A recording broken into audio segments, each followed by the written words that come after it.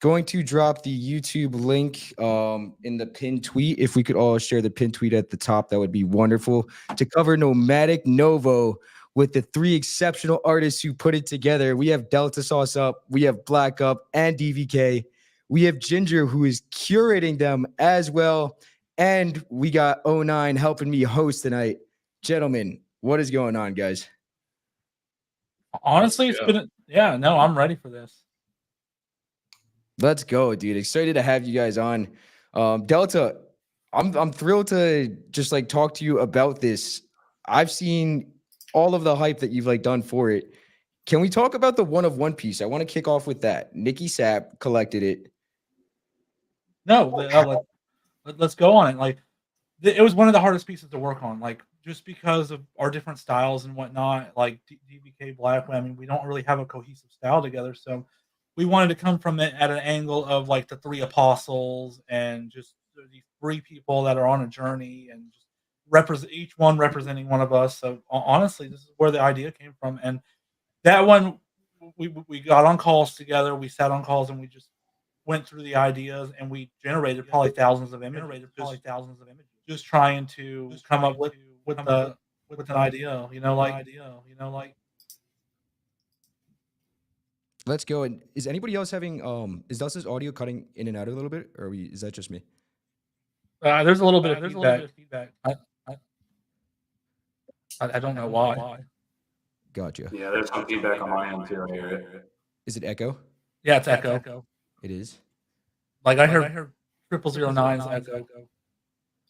All right, let's see. I'm gonna let you guys chop it up for a second. I'm just gonna jump out and I'll jump right back in. All right, sweet. But before I go, I want to throw you guys a question. And want to ask you guys about I want to talk about the number of mints so far. We're at what, 63-ish? Yeah, we're at 63 out of 100. Yes. My goal is for us to be at 69 by the end of this space. Yes. Let's go. For sure. Let's go. For the culture. Yeah, let's go. But DVK, I also wanted to talk to you about, and I'll jump off and let you guys kind of cover this once I get back. But 1001 Arabian Nights. In the meantime, while I jump, I just want to throw that at you. Dude, I think that is just an exceptional artwork, the architecture around that. So I'd love to just let you, chop it up on that one in the meantime. Yeah. All right. So first of all, we thought we were only doing one piece each. So I was just putting a ton of time into this piece and just painting out all of those details everywhere. And then we were talking about how many editions we were doing, and we were like, it has to be 100 pieces in all.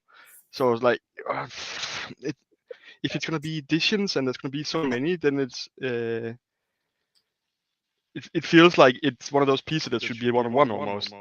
So we ended up figuring out we have to do more pieces, and then we have to do pieces with equal amount of detail. So yeah, ended up spending extremely much time on all those pieces. But for the 1001 nights, I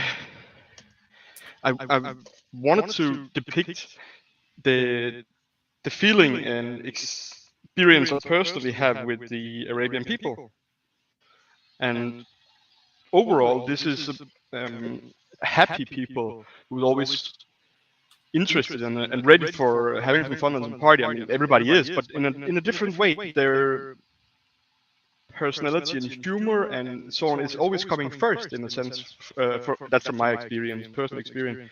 And one of the favorite things in the space is the conferences and meeting in live with artists, and the atmosphere and the energy when you're with other artists and collectors as well, but particularly between artists, because there's just some that interest and fire and passion when you're talking about art. That's when you have all of that in common. So imagining all of that happening in a palace in, let's say, Abu Dhabi or Dubai or another place like that, and how a conference there would be. That's what I've depicted then. So this is like imagining a conference night where people are looking at art all over this place.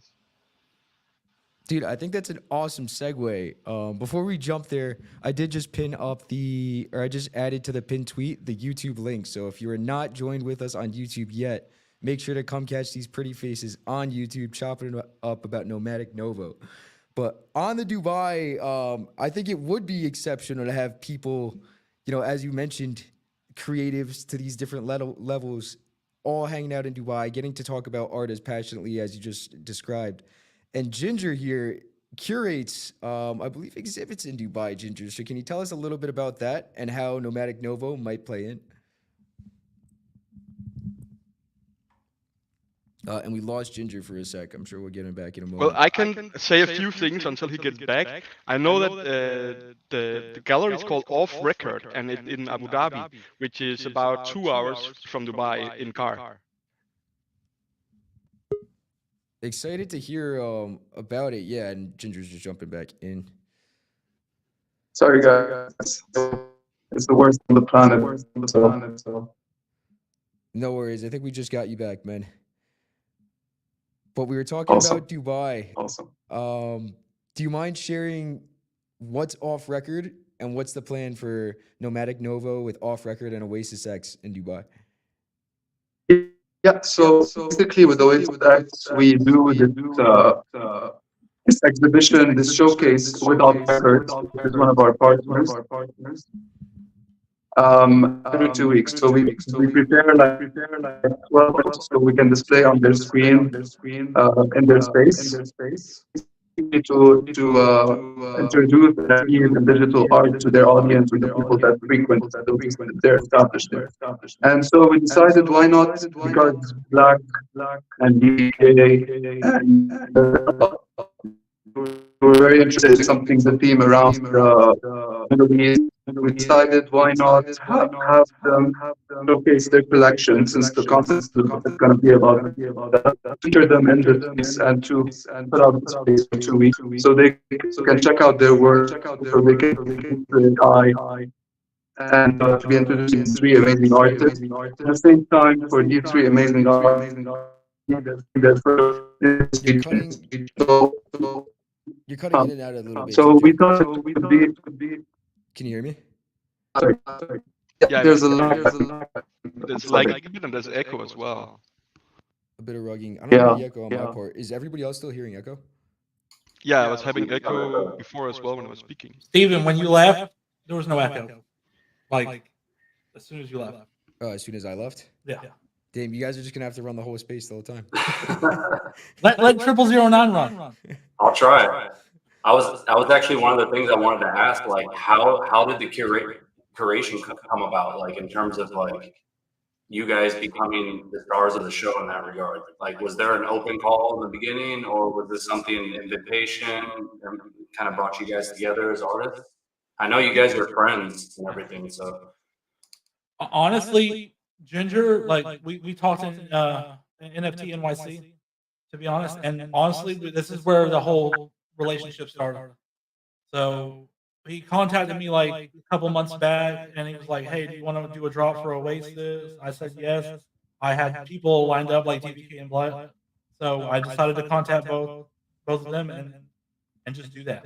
Just get them lined up and whatnot, and then we just talked about like a theme and whatnot and all this other stuff, and honestly, it worked well. I mean, I love it because I really feel like that trip for you, like Delta, really opened up the door for a lot of connections. And like, I think one of the cool things about this space is that you can meet a few people or, a handful of people, which open up opportunities.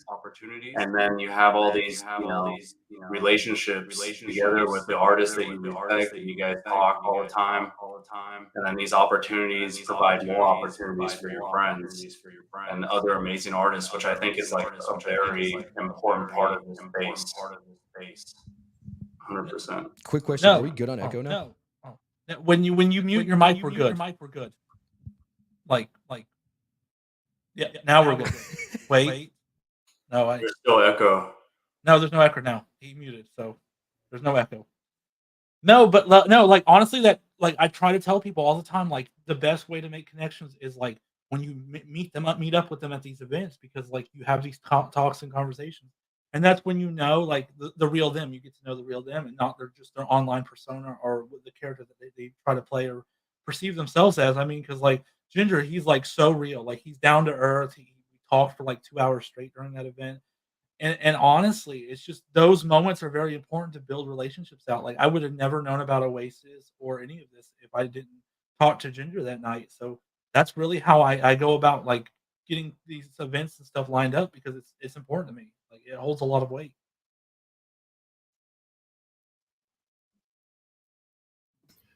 I think that's dope. And I do want to run through each one of the pieces. So wait, I know we mentioned also the collaborative piece, the one that you guys all worked on. Before we even get there, how did you guys decide that you three wanted to work on this together? I mean, Black DBK, if you want to go ahead. Yeah, I mean, we just had an open conversation about it. I think there's always different opportunities in the space, and some you say no to, and some you say yes. And I think that's one thing you really have to, as you progress in this space. I think it's really important to identify the things that you think are going to resonate with what you're doing, and it's not just a matter of saying yes to everything. It's a matter of like kind of being focused on that and making sure it kind of resonates with the work that you're already doing. And this was one of those things for me personally. I felt like it was to a new area of the world. Two, it was sort of a way to work on an idea that was sort of outside the things that I did, but I knew that there was a pathway to get there that could sync up with things that I did.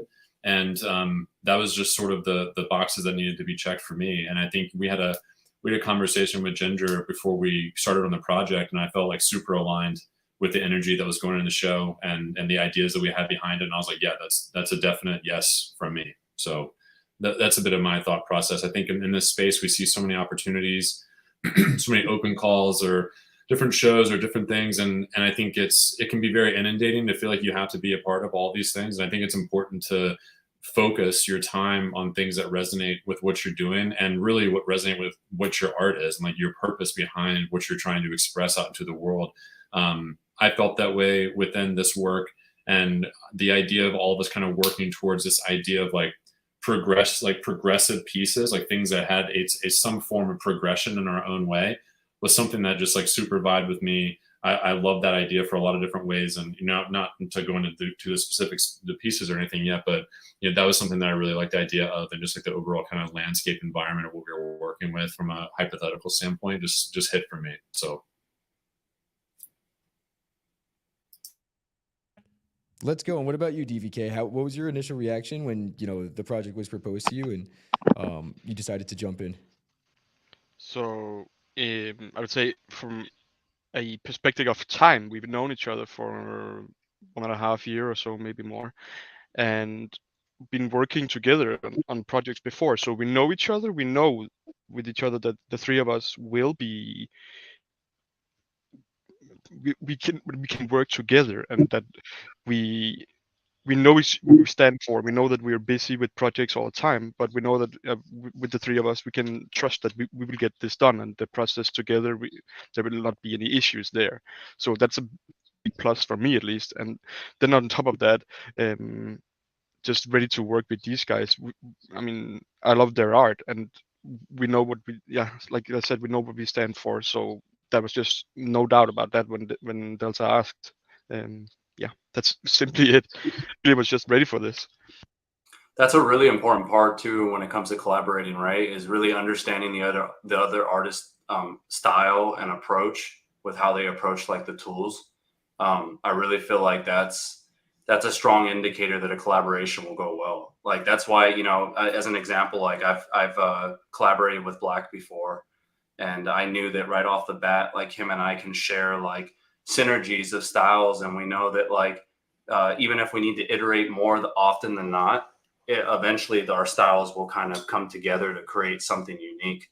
So I think that's really good that you guys were friends going into it, understanding each other's styles very well. Well, it's also we know each other in the sense of dedication. We know that we will not give up. So let's say we will spend maybe the first 8 hours, and then we're like, no, we're all three. We don't like this. What do we do? And we're like, but we spend now we spend 8 hours, maybe 10 hours. What do we do? And then in the end, we decide to start all over, or just go in a different direction, but none of us give up. We just want to make this happen. It has to be right.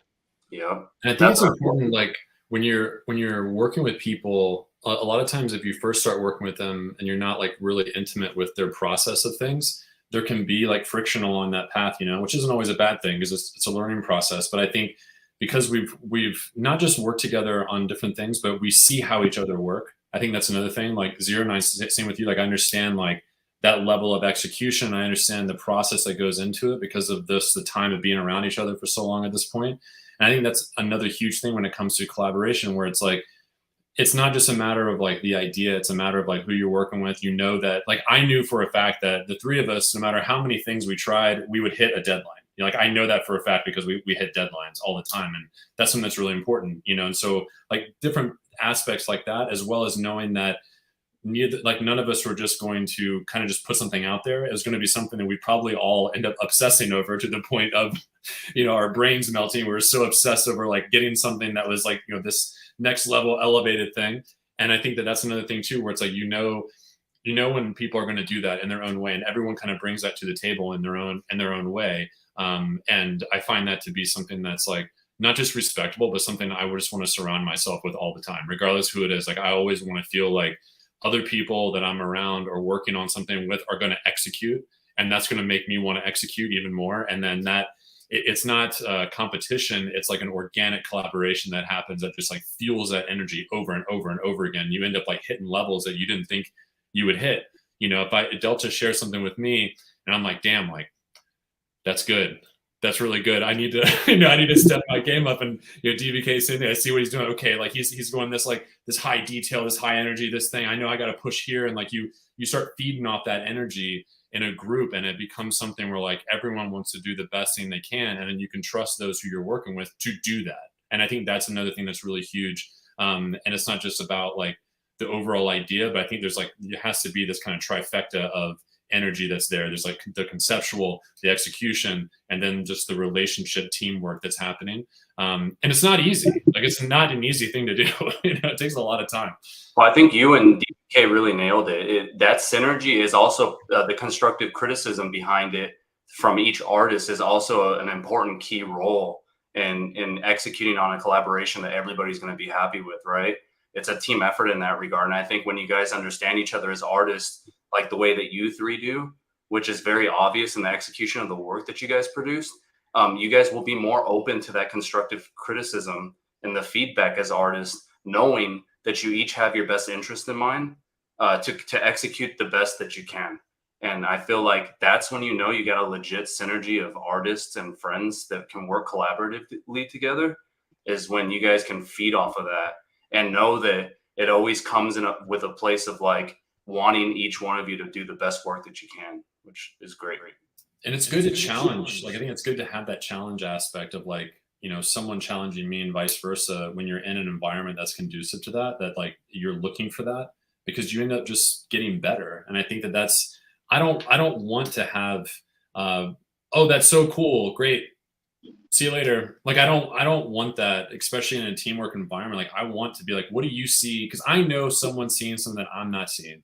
I just know that. I think all of us feel that way with our work. Like, that a third person is going to look at it and they're going to see something different, and it's not just you looking at it. And it's not really about that. It's really about them. It's about other people experiencing the work.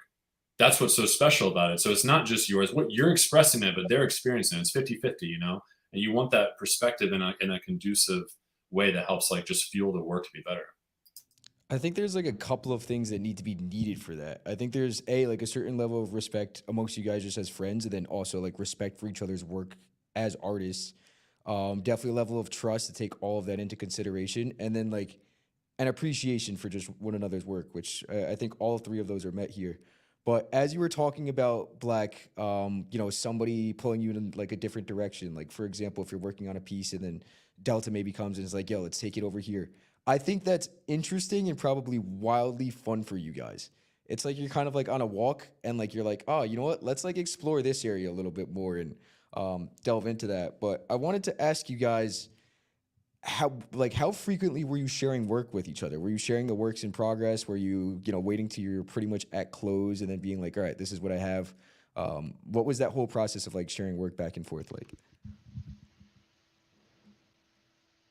Honestly, like there was a lot of times where we were just on calls, like just on Discord calls, and we were just doing outputs and whatnot and trying to figure out a direction. Like for me, I would be like, "What do you guys think of this piece like so far?" And then they would just pull me in a different direction and whatnot and say what they like and what they didn't like.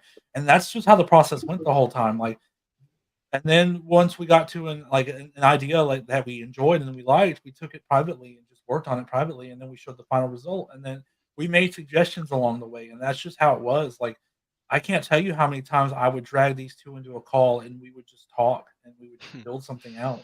Like it was ridiculous because, like I said, we had that deadline and we wanted to make this collection really good and cohesive and have there be a narrative behind it. So we wanted to just talk it out the whole time. And I feel like that's very valuable when you can find two other people that can just find time to just jump into a call at any moment and just talk about their work and what they're doing to make this collection the best that they can.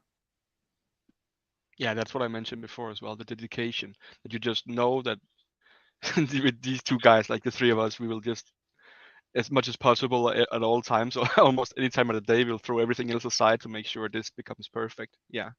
No, and me. Oh, I was gonna say me and DVK. I was up till like 2 a.m. one night with DVK. I was up working all on night stuff. Dude, because it was yeah, crazy. there was still 10 o'clock or something in the morning next day for me, but we just had to make it perfect. And yeah, we and as well during the process when we're not on Discord or something like this, we're still very often sharing some of our sketches or what we've been working on before finishing up anything, but sharing it with each other and having some short conversations just about the process there. One of the craziest, I would think, moments for the whole project was the three of us had finished our three pieces each, and we felt like really strong about them. And then it was like, what about that one-to-one?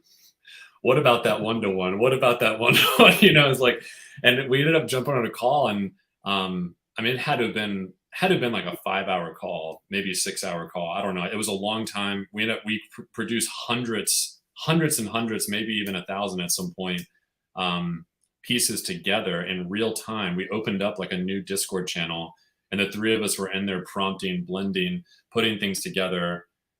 And it was just like a long-ended conversation. And then going back to what was said earlier about, sometimes you just throw that away. And we ended up not going with anything that we had produced that day, and that was a part of it. Like, that's a part of the process. And I think sometimes, like, maybe it feels a little frustrating to like put in a lot of time, but sometimes, like, I think with different people at a high level of execution, if it hits or not. Like, that if it hits or not. And if it doesn't, it doesn't. And so then we had a different idea, and then we kind of went on that and started working on that over the next few days, and then that was the thing that ended up becoming the one-to-one. And I think it felt, what we were trying to do felt forced, and it was fascinating though to have all three of us like sit there and literally prompt and create in real time, which takes a lot of trust, I think, with each other, to share resources and prompts, and you're sitting there like literally creating with two other people in real time and having a conversation about it. There's a lot of, I don't want to use like vulnerability that's there, but there's it's like a taste of that a little bit, where you're like, man, definitely trust these guys, otherwise I wouldn't be sitting on a call doing this right now. So I think you have to have that level, and then that's like a bonding experience, even if that work itself was not like deliberately taken to final phase. One, it was part of the process to get to the piece that became the piece of the final phase, but two, it's also like a bonding process that happens too, where you go through that. It's not just the sharing an image in a DM, it's sitting there, you're literally creating in real time. And that's a challenge, and there's push and pull, and it's good because you're creating something that becomes really strong, and you're on the process of that. So I think that's like, I don't know, it's just an interesting process, and that was probably the heaviest form of collaboration that we had in real time. I think that's super interesting, actually, because the form of collaboration in real time that you guys have are producing while you're doing this is like a new form of process. It's a new form of brainstorming, right? Through visualization, which only a couple of years ago we weren't even able to do that as artists. There's been plenty of times where I've been in collaborations in a professional setting in a studio, and you got that one artist that gives you a piece of artwork and it's last minute, and you're like, oh, I don't know, you got to make all these changes before we can present this to the director or something, you know what I mean? So it's pretty interesting. I think there's room for more exploration with other artists to do that real time. Of course, if you can find a group of artists that you're that comfortable with sharing real time and stuff, that's beautiful, man. That's really, really cool. and fresh and new, in my opinion. One thing I wanted to ask too, Ginger, since I know you're an artist as well, and being curating these artists, like how involved were you in the process of their creations? Like, were you like kind of like that springboard to like kind of like they run ideas by you and then kind of like be that liaison where they know if an idea is strong enough? Because for you as a creative, you have good feedback, I'm sure. How involved were you within this process of their creating? Yeah. So I was involved more or less in following up and seeing where the concept is going. And basically we started out on a call to try to figure out what the idea could be. So I suggested, and I think all of us suggested really, the idea of exploring the Middle East and all of that. And from there, we started exploring more ideas, how many should be in the collection, what the price should be, and all of that. And it's this brainstorming sessions, not just one session, multiple sessions of just sitting in a call and talking about what we want to do, so everyone is satisfied with the result. So I wasn't like involved directly in the visuals, because at the end of the day, I trust the artists. I've seen their work. I reached out to Delta, and then when he suggested DBK and Black, I was already fully in, because I know their work as well. They're fantastic artists. So I trust their process and I trust what they have in mind. But yeah, I always was just following up, making sure that everything is still within the context of what we discussed and fits with everything that we're trying to do. But yeah, I just wanted to add as well, the whole idea of this activation is, the essence of it is collaboration, is the experimentation that comes with collaboration that we don't really see in the art world, because every artist in the NFT space as well, because every artist is working by themselves, working on their own artworks and all of that. But I feel the uniqueness that comes from this collection is this collaboration and experimentation, where three or more artists of the same caliber, fantastic artists, work together to create something that can't really be replicated again, because it's truly something that each artist gave a part of themselves to, and not like each artist doing something on their own that they can do multiple times. So yeah, that's the whole spirit behind this activation. And the thing is, I want to replicate it and do it again with other artists to see what happens, these multiple experimentations, because I feel like these types of collaborations is really the core of Web3, where these artists, these digital artists, can mix and match and create different things together, different unique things together that really can push the space forward. So yeah, to answer your question, I wasn't directly working on the visuals because I trust their work, but I was just following up, making sure everything is going well, and gladly everything went great on their part, and yeah, that's mostly it. I think that the job, sorry, Stephen, I was just going to say really quick to follow up. I think that's like the job of a good curator, right? Is to really deeply understand each artist's process and to be there to kind of like bounce ideas off to make the execution as best as possible. So that's awesome.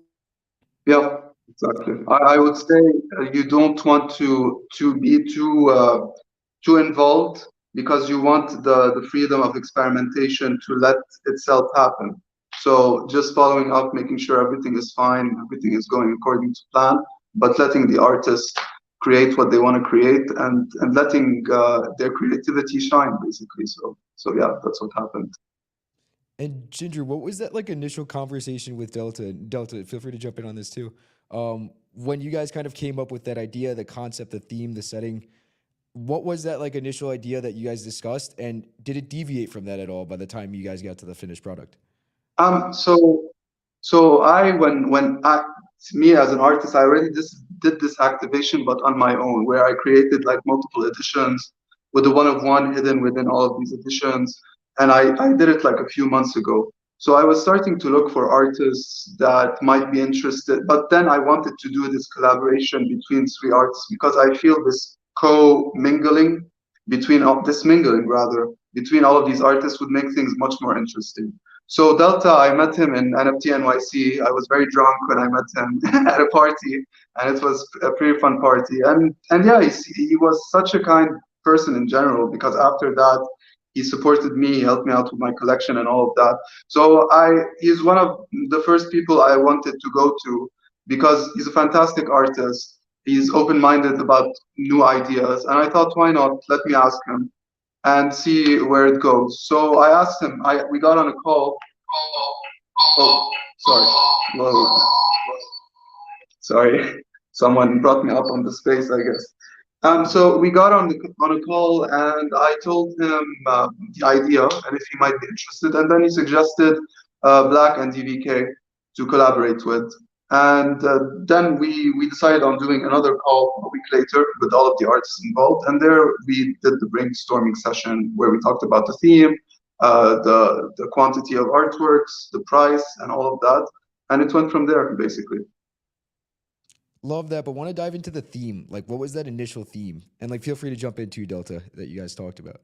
Honestly, like I wanted to like represent the artist journey, but I also want to take in aspects of the culture that is surrounding Dubai. Like I feel like just being able to use that as like a backdrop for like a journey as an artist, like it's for me like the representation of a journey is just like this endless sea of sand, and like just there's no real direction. You're just going out into the middle of the desert and just finding your way basically. And that's just really how the artistic journey is for me.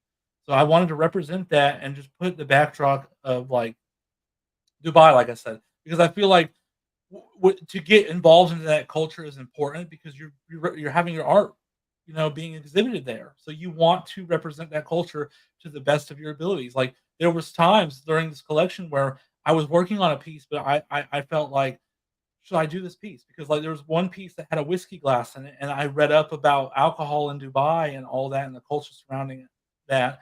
And I removed that. Like I just wanted to be respectful of their culture, and that's another thing that we had to do with this collection. We had to look at it from that angle of what would be the most, what's the best way to represent this culture, but also be respectful because like we're not there, we don't understand it, so we're looking at it from the outside in, and I feel like that was really valuable and a touching experience. And really like as artists, like for me, like it's just like about being open to like new ideas, new cultures, new mediums of artwork, and just being able to like surround yourself and to learn more about it. So I really like that we were able to touch on all those hallmarks when it came to building this collection out. I think that's dope, and I think the talk of culture in this I think is huge too. What are your guys like cultural backgrounds, and like did that influence how you worked on this entire project? Honestly, like I'm from America, so I'm really coming at it from like the like perspective of an American, and there's this weird thing that like we're not really that up to date on cultures. Like I don't know, like in school they didn't teach us a lot about like different cultures and whatnot. So when I was going into this, I had to do a lot of research. I had to make sure everything was correct and make sure that I was coming at it from an angle of just being respectful. And I feel like Black has that same thing because I feel like Black's work is always deeper. He has more meaning behind his work, and that is often hidden. Like mine's really like in your face. It kind of like the references are there and whatnot. But Black, you have to like dig deep in his work, and I've always felt that way with him. So I feel like he has a much different like task at hand when it comes to like representing his artwork and being respectful of this culture. And I would love to hear more like on his side of the thing. Yeah, my background is I'm part Native American and German, so I don't really have any ties to the Mideast at all. But I tend to think of things like, what Delta was saying about like things to include or not include. I'm very much aware that I have friends who've lived in Dubai and Bahrain and like different places in that area, and I understand like the basics of cultural references as well as things that are not great and are great in terms of like allowed or not allowed and that sort of thing, just out of respect. I personally enjoy limitation when it comes to creating things. I think that it ends up like I think someone could argue like having limitation is bad in art because I think like suppressing someone's expression is bad, But I think when it comes to, maybe this is just my experience, like agency world or whatever, but like I like working with a brief. Like I like working with some guardrails. Like I like being like, okay, can't do this, shouldn't do this, want to do this. How can I push this little bit over the edge, you know? And that's where my mindset was. And so like even down to the figures that were in it, I started working with like this idea of like an astral traveler that would kind of come into mortality and accept letting go to leave it in order to acquire enlightenment, is essentially what my three pieces represent. And in each one there's a figure, and I was working with this idea of sort of like whitish type of robes, but not really, and it kind of has a bit of a nod to some of the kind of more Arab type cultures, but it's not like a direct rip on that. And I think that to me is like, there's different ways to kind of interpret that. And I never want to, like what Delta said, like there's always sort of something deeper. There usually is something deeper in my stuff, but I always want people to try to find something in themselves in it too. And I don't want to have like these very apparent things. And I don't like to be obvious. I like to, not really hiding things. I just like things to be in a way where it's just kind of sprinkled there. It's kind of embedded. One example of that to me is in the work I have in the very first piece of the three, the figure is looking at different frames that are kind of on the wall and floating around. And in one of them specifically is this kind of like nebula star cluster type of visual. And in the second piece, that like the exact same nebula cluster is like in the center chakra of the person who's standing there, that's more facing straight on. In the first one, they're looking this way. In the middle one, they're this way. And then the last one, this way. So there's like this progression of even like the compositional layout and the structure of the person, the perspective that they have. And in the third piece, there's a hole from the center chakra that has moved up through the head of the figure. And inside the kind of egg type shape above them is the actual same like nebula image. And so like the literal same thing was I copy and pasted throughout and like, you know, kind of worked it in and whatnot. But I have this kind of idea that, you know, coming from and a plane of kind of like astral dimensional awareness, coming into a set of like a perspective of having physical mortality and then like letting go of that back into like stardust, if you will, like, and while having that idea wrapped around cultural landscape and an actual like desert type of landscape, there's a very interesting way to put these things together where they could start to kind of like mimic things that are call outs, like visual call outs within the culture and like the actual like the physical landscape and geography that is there, while not having like a direct tie to it. And also having, like, as I said, the kind of clothing and these things are, they're kind of like in a way, they're call outs to different things culturally, but they're not like direct references to those things. And so you start to kind of see these things start to play out through the three pieces. And so that was something I kept in mind the entire time of like, sometimes my work has, typically the figures in my work are very androgynous. So they're not very like gender specific for the most part, which is something I tend to try to work towards. But a lot of times they don't really have clothes on, even though I wouldn't necessarily say it's like nudity, but they don't really have clothes on sometimes. And the bodies are kind of androgynous in a way. It doesn't really feel like nudity, but in a way that was something I was super aware of. So I wanted to make sure that even though there is sort of teetotering on the line with some of these with that, but it's not nudity at the same time. So I think like different things like that, I really kept in mind heavily while working on this, because it's really easy for my stuff. As DVK and Delta saw, as we were working together, a lot of the stuff that I was coming out like in real time was like, there's like full nude figures. I was like, yeah, this is one of the challenges I had during this process, was making sure that they had clothes on. And so like, you're trying to working with these ideas and like having different ideas, like reflections of things. And anyways, I wanted to kind of just point out that the perspective of like the cultural reference and like the actual geolocation of where the show is intended to be, you know, put on exhibition and things like that. I wanted to have like nods to that without actually having like direct rips from that. And so while also keeping a lot of the progressive ideas that I have in it. And so it's a challenge to do that, but that's the kind of thing that drives me. Like I love having that kind of a challenge. Like I want to have that challenge and I want to hit the mark on it. And I'd like to think that I did that with this, but yeah. Dude, I think that was awesome. And in so many different ways. And I think the way you guys described taking the culture into consideration, I find wildly interesting, because I didn't necessarily, like you can tell that this is definitely influenced by it feels like what would, you know, what I would presume Dubai culture is, with some certain things in this, maybe the dress, maybe some of like the, you know, the roof up here. But at the same time, I wasn't really thinking about how you guys might have to like alter your own initial thoughts to not like toe the line and be offensive to them. So I appreciate you guys like being respectful and even like taking that into consideration as expressing yourselves the way you guys did. But Something watching to it, add in real go for quick, it. like what's really interesting is that all three of us started working with this idea of progression, where Delta's piece is like a piece and a piece and a piece that all fit together, and they're like a progressive scene. And mine is like it's sort of a beginning, middle, and an end. And DVK's is like a micro, macro, macro, macro, and you have this sort of like progression of things on different scales. And so I found it to be really interesting because even though we sort of talked about that in the beginning, it wasn't necessarily something that we were like hardcore adhering to. I knew that's something I wanted to do as I began kind of exploring things. But then as we all sort of started seeing our work, I was like, man, like it's really fascinating how the three of us really started working with this idea of progression throughout the three different pieces, but it's three completely different dimensions. You know, mine's sort of like time, DVK's is scale, and Delta's is like landscape scene of this like kind of an expression of like width and scale that happens. And I found that to be like really fascinating. I just want to kind of call out. That's a really, really cool part of your artworks, because I actually was thinking about that kind of stuff when I was looking at all three examples from each one of you. And now that you kind of spell that out and say that within the artworks, I can really see it now.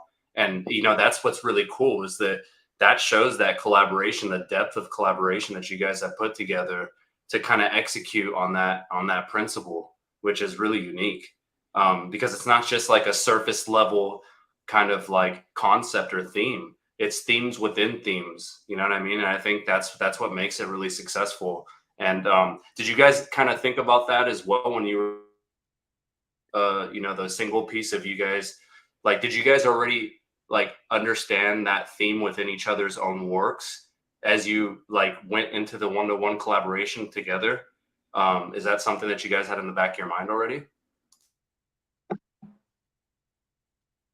Honestly, like I always say, like the one-on-one was the hardest because like we all saw the three of threes, like we all saw what we've done like by ourselves, and we all kind of like came to this idea of like, why don't we just represent ourselves like on this artistic journey and like just have aspects of like what makes our artwork ours. Like I had the television in front of my guy, and I'm known for nostalgia and retro technology and whatnot, and then Black had his book, like, and he's building out something with that. Like, I'm excited about that. And then DVK had this microchip, like, and it's just like this representation of technology and whatnot. And I find it funny because like Black has a book in front of his stuff, and while I have like the retro TV, and then DVK has a microchip, so it's like this weird progression of technology, like that sits in front of our like the paintings of ourselves, like what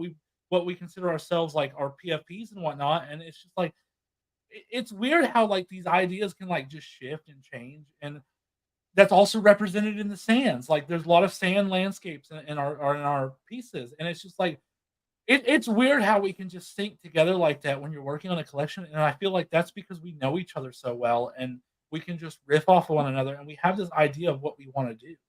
So it's just like the pieces of the puzzle fell together at the end of it. Like, and that's what I really appreciate about this collection, and really loved working with these guys, because like I never worked with these guys like this before, and I would love to work with them again, and I hope to work with them again in the future, because like it felt like everything was natural, and it fell like together. That's really cool. I love that you just said that, Delta, because I had not considered how the progression of medium within the TV and like the book, the TV, and the GPU, the microchip. Like I feel like that's really fascinating. It's like a really fascinating thing, because I feel like there's like a vintage, like an ancient, a vintage, and a modern that's happening. And you know, as we were talking about before, this piece was really difficult to arrive at the concept of like a triptych. Took a lot to get to this point. And then when we finally thought about it, where it was like we wanted something to be kind of like reflective of the artists behind the other work rather than just another piece that was another work.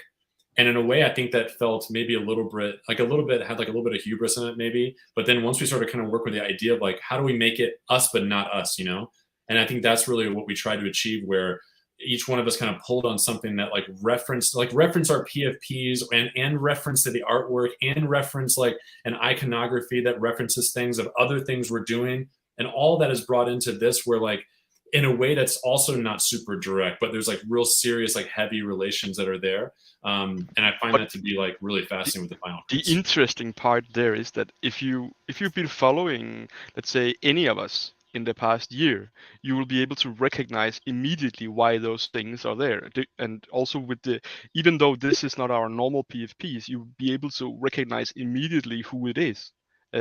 So I mean, particularly with artists who already know us, that we've been working with, who knows us well, they could immediately see who it is. They could immediately see it's Delta, or that it's me, or it's Black. They'd immediately know, even though it doesn't look the same at all. By the way, Stephen, is it possible for you to open the piece on OpenSea? Absolutely, yeah. I'll pull it up. Because Currently sharing screen on YouTube for anybody that's not on YouTube with us. So feel free to jump on YouTube. And Pin Tweet also has the piece as well, so you can check it out there. Also, shout outs to Padin Haidari, a good friend out in New York who is on the front page of OpenSea right now. But I'll be pulling up Digital Nomads on OpenSea in a second. So yeah, it's because the piece, it's when you show it on Twitter, you have to downscale it, and then Twitter downscales it again. So if you see the piece on OpenSea, you'll be able to see the full version in the highest quality and show that to everybody here. Yeah, absolutely. Grabbing it right now. But wanted to ask you guys like about this. You guys said you went through like an iteration of ideas, I think, where you spent 7 to 8 hours trying to come up with the final one of one, and you like scrapped it. Do you guys care to share any of those like previous ideas and how you landed on this concept with like the 3 portraits here? Honestly, like we had so many ideas and directions we wanted to go, but we felt like it didn't make sense, and we couldn't get it to work. Like it just wouldn't work. Like we tried blending our works together, like in Midjourney and whatnot, and we've also tried like in painting, adding elements that we would add to our pieces, and it just wasn't fitting. Like it was just like it just wasn't falling together right, and it felt like what ended up happening was the piece felt more like me in Black, and there was no DBK in it, and it just wouldn't work that way. So that's why we went this route, to be honest. And like honestly, like that was a difficult part, because like it's about finding that level of cohesion where it felt like the artwork represented all 3 of us instead of it representing only 1 or 2 of us. Yeah, and I think that was sort of the result. Just to kind of echo what Delta said, was that what kept happening was that when we would get to something that all of us were like, okay, like this is starting to look good, it would be 2 of us, not 3 of us. Like you'd be like, I can see 2, but I can't see the 3rd, you know? And then we try to rework and kind of go in a different direction. All 3 of us are sort of, I say one thing that all 3 of us have in common is that we're like obsessive about quality. And each one of us thinks about that in a different way, but the end result is like the quality really matters. And so when you start using things like blending and stuff like that, quality degrades, and you start kind of, it felt like, you know, throwing 20 pounds of shit in a 5-pound bag is sort of how it felt at one point. It was just like way too much, or it wasn't enough, and it felt forced. And that's sort of what I was saying earlier, where like when you start looking, when we started thinking about this idea, and I'm even not really sure exactly like how it even kind of came to be. It was in the middle of this sort of delirium state of like working for so long. We're like, what if we just had sort of like versions of our PFPs, but not really that, you know, and like, how does that play out? And what I found interesting was like, I personally, and I think, I'm not sure how they did, but like, you know, the piece that I have on the right is actually one of the original outputs that I was working on for the project itself. And so I actually had like, it's a derivative of one, but I, you know, as all of us probably did, created hundreds and hundreds, maybe thousands of images in order to create what we ended up creating as finals. And so my process typically starts with like outputting things, and then I start putting my own elements in and blending with different ingredients that I have, and I get this kind of weird, crazy, you know, surrealism of things. And this is one of the like original outputs that come at like the very first step. So I was still using like a derivative piece that was part of the process of creating everything in the first place. So it wasn't something that was like, for me at least, it wasn't something that was like new or completely different. It was like pulled from something that was still a part of the project. So it didn't feel as different as maybe it seems like visually, but like it was actually part of the process itself. I think that's sweet to take something that was, it was like you're originally intending to just, use as one of your three and then incorporate it here and find a use for it, like as you did. But wanted to jump to the name. I was just realizing I have no idea what Nouveau means. How did you guys come up with that title? I believe it's Nouveau, by the way. Just throwing that out there. I've been saying Nouveau, I know that so none of us appreciate want the to say correction. that. I'll be the guy. I'll do it me. No, I appreciate it. Honestly, like the naming is like the last thing we came up with, because like that is what I usually do when I'm working on something like by myself, like, and it's just like, for me, titles don't come easily. Like named collection names don't come easily. Like and descriptions don't come easily. And honestly, when we just talked about it and we felt like it fit. Like I mean, if Black or DVK want to add to that, but I just feel like for me, it's just like the nomadic part's obvious, because we're digital artists. We exist in the Web3 space. Like we're nomads here. We don't know where we're going. We don't know our trajectory. We have an idea of what we want to do, and like we wanted to represent that with this collection, and then we wanted to have Nouveau, and because that just represents up to date, modern. Like this space is modern. This is for the modern era. This is like the future. So we wanted to represent that with this collection. And honestly, it just felt like it connected well. Like I like to have names and descriptions that like just feel like they fit. So that's just how it came to be. And these guys agreed to it. And I have to give props to DVK for coming up with the name for our one of one, and like just he hit a home run with that, and I'm glad he made me change it, because I had a crappy name. So What was it? I think it was like the Three Apostles or something, like, and then DVK's like change it to Digital Nomads, and I did that. So I also like the nomadic concept in general, because all three of us kind of hit on this idea of like, again, like progression or travel or movement or zooming in and out, time and seeing movement, like all that was happening and all that sort of represented by that. And I think it's a matter of just like kind of finding your way through it, both through the process and then like through the actual output of what was expressed there. I think all three of us kind of have that concept. When I think Delta came to me with the name Nomadic Nouveau and asked me what I thought, I was like, dude, that like primo, like no suggestion, no feedback. That's it. Like that's the name, you know? So I felt like, and I think we're maybe 3/4 of the way done at that point, but I knew that it hit on all three of us, what we were doing pretty hard. So. Well, it kind of reminds me of the themes that you guys created too, right? It like relates to it big time, because like I get that sense of like nomads and travel and this kind of like ancient feeling too, like with DVK's work, and like, you know, especially like that animal where it looks like you're riding the animal, and you know you're the vintage kind of like DeLorean from Delta, and then you know your crazy time travel third eye space case like stuff always do, that's always some kind of travel, right? I feel like it really fits well with the theme. And I think, and you know what's interesting is like I'm currently like doing homeschool with my son about ancient Egypt, and for some reason I'm getting like a lot of those kinds of vibes with this tour. You know, You should show him this. See what he thinks about that. oh, he actually saw the one that you did, DVK. The caravan one. Yep, that one. But he likes the building structure one, like the one that shows the scale with the people. He thought that was really cool. Yeah, again, Steven, try and open. I put the link in the chat with the digital nomads. In general, also, you should try and check the pieces, my pieces on OpenSea, where you can see it in full quality. It just takes a bit of time to load because they're like 200 megabytes. Hell yeah, pulling it up now. Thank you for that. Yeah, so when you click it, you can zoom and you can just see all of those details. So, 09, I wanted to tell you with the caravan, if you look closer up at it, you will see that there is a lounge. There's people sitting inside it. It's a robot. It's not an animal. It has 6 legs as well, by the way. So it's simply like what we talked about before with the TV, the microchip or the GPU and the book. We have this contemporary and the past and the future, all of this connection inside one collection.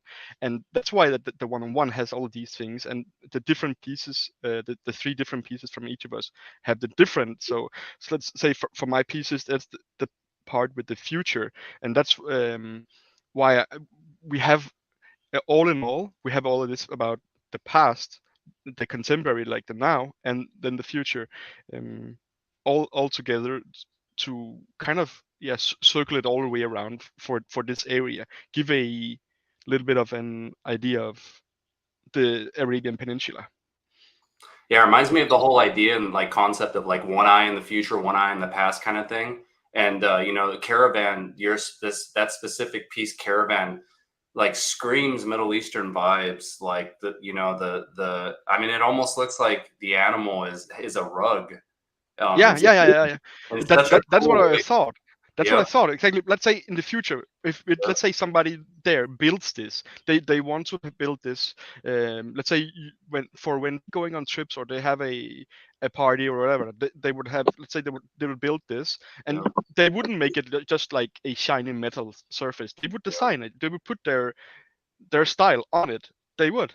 Yeah, I love that. I think it's really cool, and I get like what I get with that piece specifically in the best of ways is like really amazing kind of like Star Wars entertainment design sketch, but like in the best of way. Like it doesn't like scream Star Wars. It's just no, but I mean, yeah, you're I've right. seen the entertainment design sketch stuff, like some of the styles they do when they're ideating. This really reminds me of it, and it's a really cool piece. I like it. I whilst I was working on it, I kept thinking of those giant robots in Star Wars. You know, the ones shooting lasers out of the eyes. It reminds me a little bit of that. It just those don't have 6 legs though. But yeah, this has first, stabilization. It has 6 legs. I want to party in that little structure. It looks like in that lounge up there. Imagine going through the desert and we have some beers and have fun. Have some Turkish coffee, some hookah. I'm down. It would be so cool to travel the desert in that. There'd be thousands of them all over the desert, and then you pass by another one and you're all saying hello, just like two ships. And they're all controlled by AI, so you just don't know where you're going. You just get on it. Yeah, just get lost in the desert on that. That'd be fun, to be honest. Partying on the back of it. I'm game. We're gonna have to make that happen. Jumping into the future. But DVK, I wanted to ask you about just like architectural influences too. We see it in the Thousand Nights piece, and understood that like I was checking out your website before, and it seemed like I believe you said brutalist architecture or brutalism was like a big influence for you. So can you talk about that in your background a bit, man? All right. So I grew up with art, and my dad is a traditional oil painter and an architect. So the combination of that just always gave me an interest in the art, in the handcraft of how to paint. But with the architecture, the nerdy side, I was given that as well, and a lot of information about how to use the computer. I had the computer since I was 3 years old, and working on the first versions of Photoshop, AutoCAD, and all these programs. Being a little nerd already back then, so just always been. Because of that, been leaning towards the digital world and always been interested in figuring out how can I do all of that on the computer.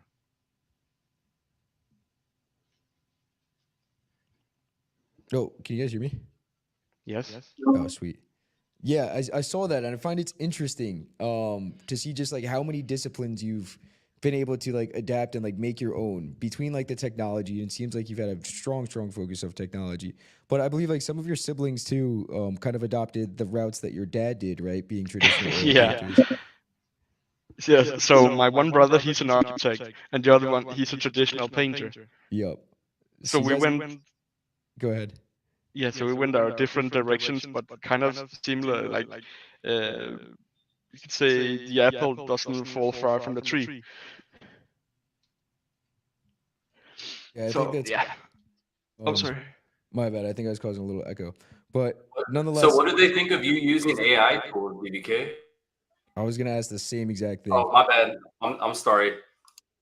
Well, I started before all of this ruckus and hate against AI.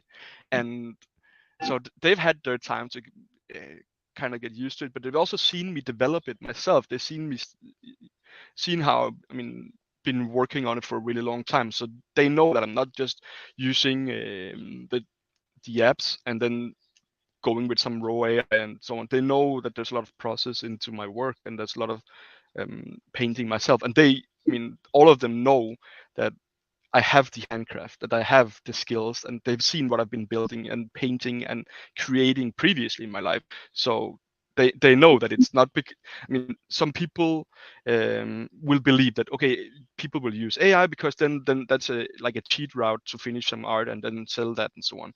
It's just never been about that for me. I'm just extremely passionate about the digital art world, and what I really like here, let's say for a typical artist, both in America or in Germany or in Denmark or anywhere in the world, they will just focus on their little area around them. But in the digital world here, we're connected to anywhere in, I'm sitting and talking with you guys across the planet right now. Like, I don't know, but is there 10,000 kilometers between us right now? I don't know how far there is, but any time of the day we could be talking and we could be connected all across the planet.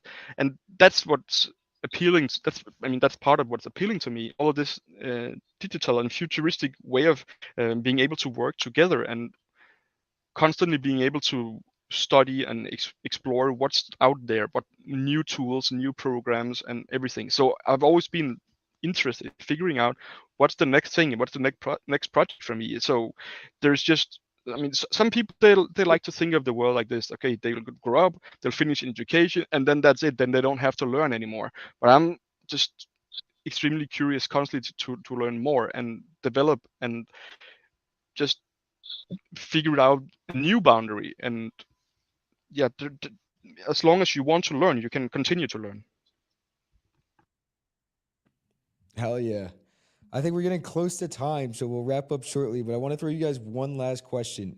What do you guys feel like were the most important things you learned from each other throughout the entire collaborative process?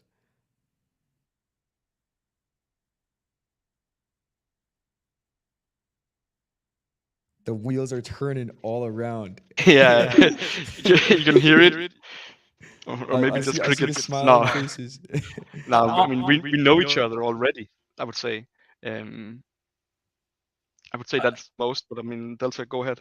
No, I was gonna say like just these guys are really dedicated. They really actually care, and it's apparent. Like it's honestly like very apparent. Like these guys want to do this. Like we're doing this full time. Like all three of us here are full time artists. Like we care what we do. We care about like the quality of artwork we put out, and we care about like setting like a good example for ourselves and for other artists. We want to be inspirations. We want to inspire others. And honestly, nothing's really changed. Like I trust Black with my life. He's my best friend in the space. DVK is the same. Like we've built this relationship like over the past year, and it's just like I hope to meet DVK one day. I know I've met Black. Like we've hung out like IRL. We've been to events together. I hope to meet DVK one day because I'm like these guys are my bros. Like Did you get your passport? I'm working on that. I'm still working on that. That's like I'm still working on that. That's my goal. Really? I'm fucking ordering it. I'm sorry, I my know, language. dude. No, it's fine, man. It's just like I'm just trying, man. And are you going to Miami? Like I'm waiting for you to come here. Like Okay, you get me the ticket, I'll be there immediately. You see how we turn the tables? I might have to hit you up on that, DVK. I might be like dragging you. I'm definitely coming if you're ready for that. I'm definitely coming.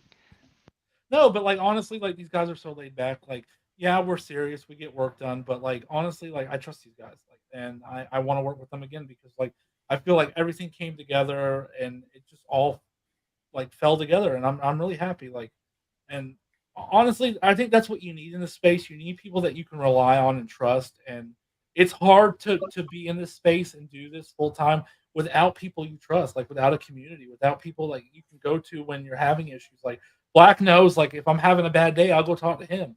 Like, and that's really important to have someone you can trust on that level. So honestly, I really do. I love these guys.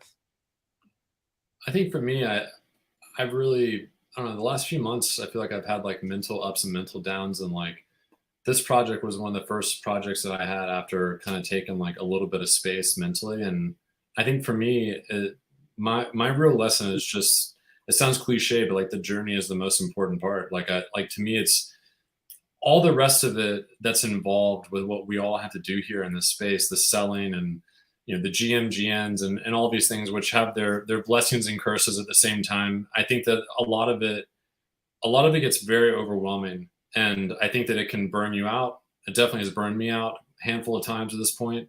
And I think at the end of the day, like, moving with like-minded people who have similar goals is important. But I also think that just like the creation process, that's all that really matters. Like, I think that this project kind of lifted me up out of a bit of like a negative headspace, because I just wanted to work on something. I feel like, and what caused that for me was working on a lot of things and all of them finishing. Then it was like, oh, like the fog of war was lifted, and then all of a sudden, you know, you have like an existential crisis about everything in your life. That was sort of how I felt, and like, especially Twitter and all, you know, the craziness in the world. And I think it's tough. And so to me, like, what I found through this project and a couple other ones that I've worked on here in the last few weeks has just been that this recognition and awareness of how much the journey of creation fulfills me. And that to me is just like, that's like my biggest hindsight takeaway. And working with others that feel the same way, they're just as passionate about it. That's what really, that's like the 10 out of 10 journey is that. And the rest of it is whatever. You put the work out, you like control the things you can control, influence the things you can influence. And the rest is in the universe hands. I mean, it is what it is. I think, and that's hard. That's a hard pill to swallow. But then once you do, it's quite liberating, to be honest. And to me, I just want to work on things that I love, and I want to work with people that love working on things they love working on. And that's what makes me happy in the space, to be honest. Like, everything else doesn't matter. It's just that. And that's the actual real value of what we have found, that we found each other. And it took some while, and it's difficult to find those people who fit perfectly with you in a space with so many people, so many artists, but they're out there. And so, yeah, I would say to other artists to take part in the communities around and try to find those people that really resonate with you in the way you, particularly in the way you'd like to work and the dedication you like to put in. So some people who want to put the same amount of dedication, because else then of course then there will be some kind of issues. But if the people are on a similar level or interest and passions as you are, then it will always be perfect. Yeah.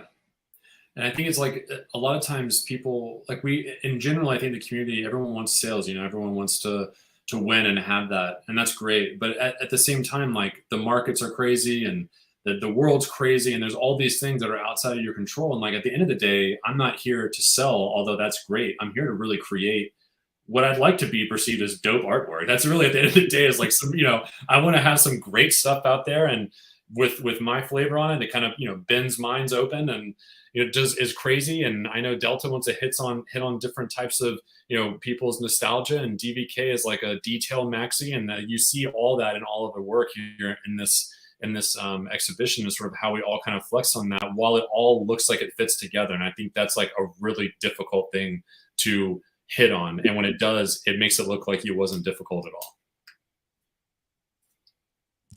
Damn. I feel like that could not be a better note to end off on. So thank you, gentlemen, for jumping up. Nomadic Nouveau, emphasis on the new, and then the Vo. But nonetheless, you guys are awesome, man. Like, really, really appreciate you guys sharing everything that you did, sharing your stories, your insights on collaboration, just how these pieces came together, and like the whole journey to getting to this upcoming Dubai exhibition that Ginger has helped put together. So I'm looking forward to that and hearing how that goes as well. I do think at some point in the future, we're all going to have to jump on DVK's caravan and drink some beers. That's going to have to happen, but we'll wait to 2050, whatever, and we'll get there, gentlemen. So I'm looking forward to it. Thanks for having us on. Thanks, 09 and Ginger too, for hanging out. It was awesome. Thank Yeah, you, it guys. was space, man. I always like talking to you guys and meeting new people, Ginger. So it's always good to connect with new people, and I had a good time. Yeah, thanks so much for having me and for having us. It was a really nice conversation, and yeah, thank you again for your time. Yeah, thank you for arranging this, Steven. It's good. And as a last thing, what you should do is you should open up the link. If you did you open up the digital nomads and just do a little zoom for us quickly around to show people our PFPs. That's it. I love that idea. Yeah. Let me see. I have like a bunch of those open right now. Yeah, these OpenSea files take ages to load. There we go. It's just DBK's file that takes ages to load. Yeah, they're like 100 Let's times keep it bigger than real. the others. It's impressive though. No, DBK, like, man, every time I post about this drop, I have to go in and downscale it in Photoshop because Twitter won't allow the big file sizes. You just downscale it once, then keep that one, so you can use that for Twitter. Yeah, it's incredible. The detail's incredible. It looks like cracked canvas. Like,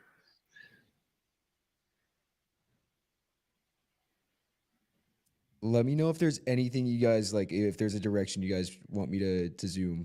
Honestly, go down. Like, really, just go down to the TV. Like, I put little details. Like, I like to link all my artworks together, like some way. Like, there's always little Easter eggs, and I've been playing around with this idea, like that right there. You go up a little bit, right there. there you go. There's one of my details that I like to hide in, and honestly, that is my stamp, my signature. I have a signature stamp that I do, and I've been putting it on all my physical works that I've been working on in the background. I like the lighting of the overall piece. Like, you guys got that one spotlight in the center that creates a lot of warmth and kind of radiates off of it, and then creates like tiny little cast shadows off of the elements that are on the ground. I think that's great.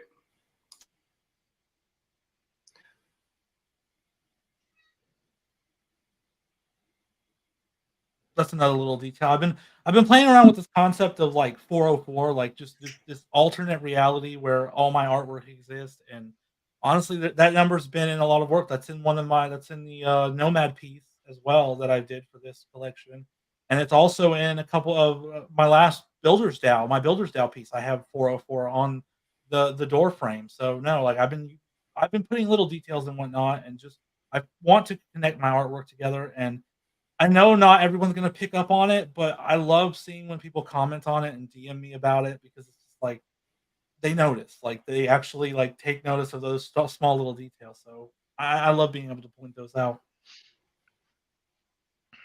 Try I've and look. definitely been. Go ahead. Try and look up above black in the sky.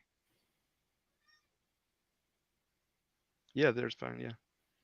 Well, So that's I'm writing a really long story short, a religious text that may end up being larger than the Bible and become the largest religious text in the world utilizing AI. And this is the mark of I'm calling Syncretica. And a lot of what I have in my work throughout most of what I've done this year is in one way or another connected to the ecosystem of Syncretica that I produce, whether it's narratives or written part or actual visual pieces of artwork. Like I have a series called Penumbra that's directly like testament number 1 in Syncretica, and so that's why like that's the symbol. And then if you go down, the book itself is like a reference to that as well. So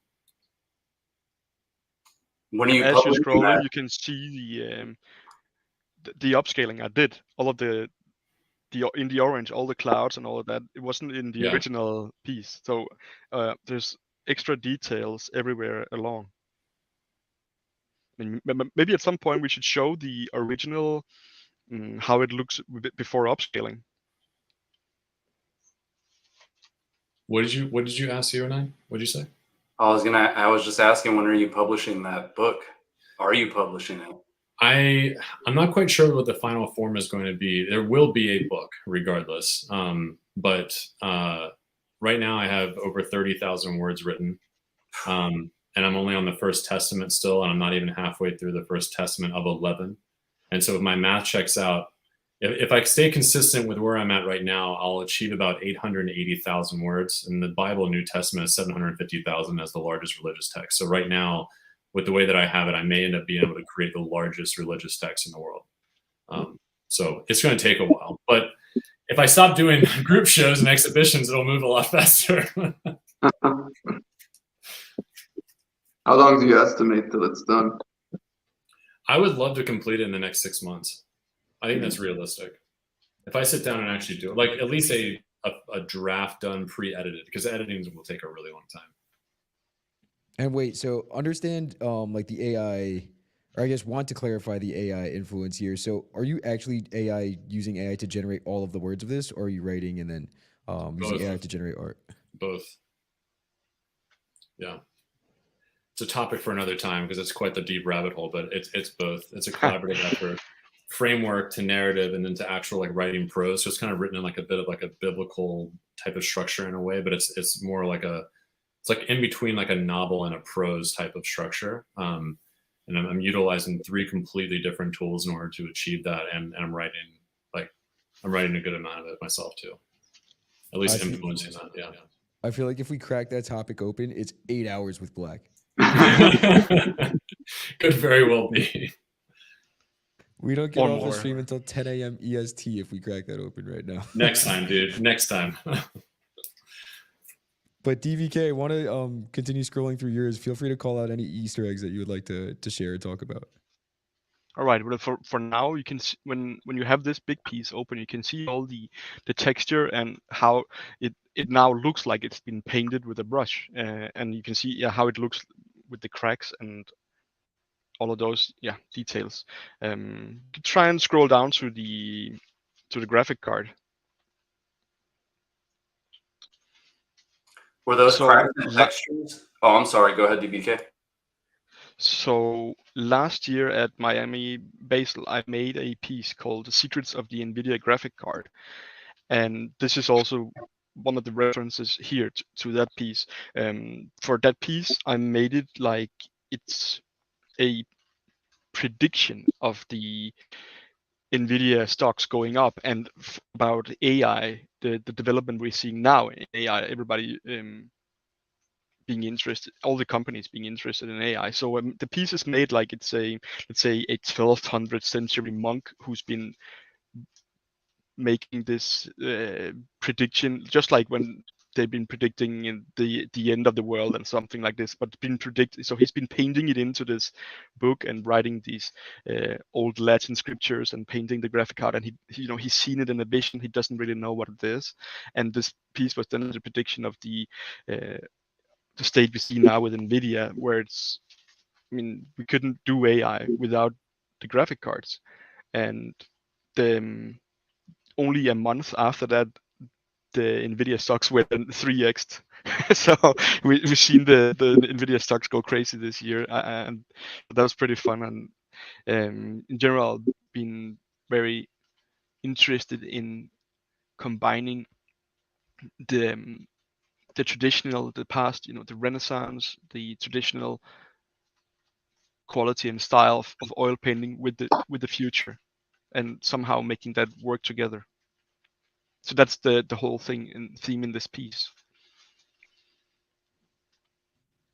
Yeah, you guys nailed that. I'm also so thankful, DVK. Thank you for calling it out to get me to finally blow it up and like fully understand the level of detail that is on here. It was cool to like check out the Easter eggs. Cool to hear from you guys on it and just like see it at this scale. I find that I don't think we necessarily scroll that intently when we're into every art piece, like to that level of detail. So it's cool to see how you guys were that meticulous at that level, and then also see the whole thing from afar and see how it came together. Yeah, I developed this upscaling method and the tools for it myself. So of course, I would always love to tell a little bit about that, but it's just, it's a completely different way to do it, and it adds so much detail to it. Dude, we're thankful for the massive files, man.